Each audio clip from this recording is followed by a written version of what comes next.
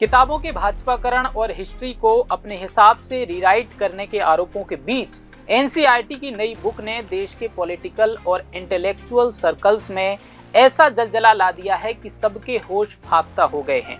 ऐसा नहीं है कि आज से पहले किताबों में बदलाव नहीं हुए हैं, लेकिन किताबों को विपक्ष के लिए हथियार की तरह कभी आज से पहले इस्तेमाल नहीं किया गया है। खैर, मेरा नाम है पुष्पेंद्र और आप देख रहे हैं पॉलिटिक्स वाला। आओ राजनीति करें। 9th क्लास की सोशल साइंस की नई book understanding society India and beyond जैसे ही मार्केट में आई, एक नई बहस को इसने जन्म दिया है। इस किताब से संविधान की प्रेम्बल यानी प्रस्तावना को पूरी तरह से हटा दिया गया है।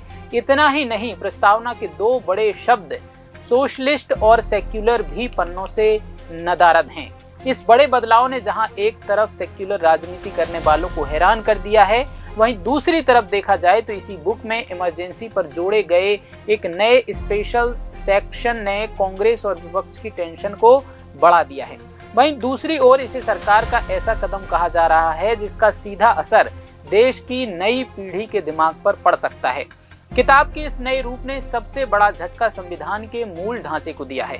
देश के नए बच्चे अब 9th क्लास में सॉवरेन, सोशलिस्ट, सेक्युलर, डेमोक्रेटिक और रिपब्लिक जैसे बुनियादी शब्दों के बारे में डिटेल में नहीं पढ़ेंगे, जो अब तक भारतीय लोकतंत्र की पहचान रहे हैं। गौर करने वाली बात यह है कि ये वही शब्द हैं जिन्हें पूर्व प्रधानमंत्री इंदिरा गांधी के समय में 42वें संविधान संशोधन सन 1976 के जरिए प्रस्तावना में जोड़ा गया था। विद्वानों का मानना है कि एनसीईआरटी का यह कदम सीधे तौर पर उस पुरानी विचारधारा पर चोट है जिसे मौजूदा सरकार देश पर थोपा हुआ एजेंडा मानती है।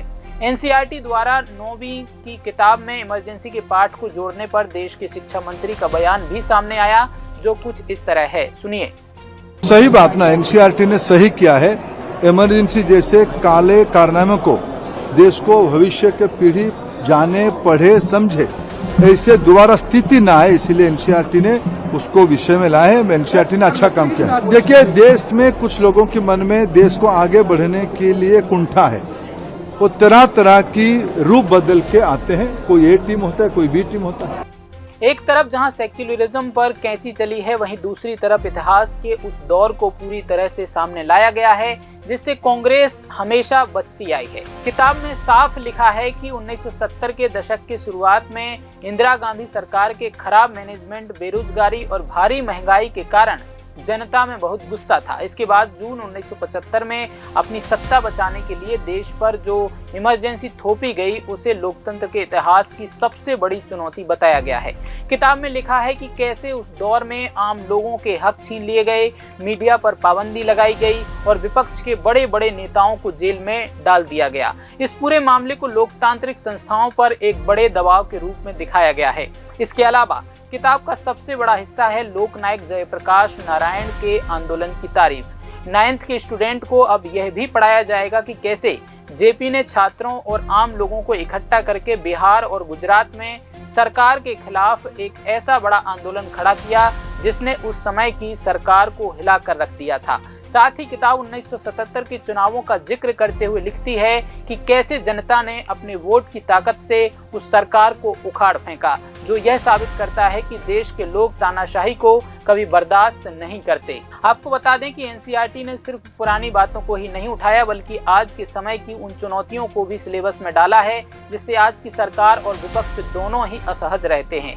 डेमोक्रेसी एंड यू नाम के एक नए सेक्शन से विद्यार्थियों को लोकतंत्र में उनकी भूमिका समझाई गई है। इसके साथ ही फेक न्यूज, सोशल मीडिया पर गलत सूचनाएं फैलाना, नियमों का उल्लंघन करना, गरीबी और भेदभाव जैसी कमियों को आज के लोकतंत्र की सबसे बड़ी रुकावट बताया गया है। इसी के साथ एनसीईआरटी ने मीडिया को लोकतंत्र का चौथा स्तंभ बताते हुए साफ तौर पर कहा है कि इसका काम जनता की आवाज उठाना है और लोकतंत्र की रक्षा करना है। यह बात आज के दौर की पत्रकारिता पर एक बड़ा तंज है, लेकिन इस तंज के सांचे में हर कोई फिट नहीं बैठता। भारत में राजनीतिक विश्लेषण और खबरों पर आधारित एकमात्र पॉलिटिक्स वाला चैनल निरंतर जनहित की पत्रकारिता में अपना सर्वस्व न्यौछावर कर रहा है। पॉलिटिक्स वाला एक दैनिक अखबार भी निकालता है जो हमेशा ईमानदारी की साख पर होता है। आप चाहें तो डेली ई पेपर भी पढ़ सकते हैं हमारी वेबसाइट पॉलिटिक्स वाला पर।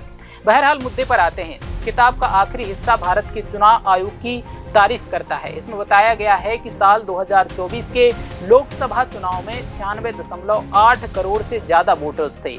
इतने बड़े देश में निष्पक्ष चुनाव कराना किसी चमत्कार से कम नहीं है। हालांकि किताब यह भी सचेत करती है कि वोटर्स को डराना, धमकाना और फेक न्यूज जैसी चुनौतियां आज भी हैं, जिनसे निपटने के लिए ईवीएम, वीवीपैट और आचार संहिता जैसे नियम मजबूत होने चाहिए। वैसे एनसीईआरटी में आपातकाल के जुड़ जाने पर सियासत तेज है। क्या 9वीं कक्षा के बच्चों को आपातकाल पढ़ाना सही है? आप अपनी राय जरूर दीजिए। वीडियो पसंद आया हो तो लाइक कीजिए, शेयर कीजिए और हमारे चैनल पॉलिटिक्स वाला को सब्सक्राइब जरूर कीजिए। नमस्कार।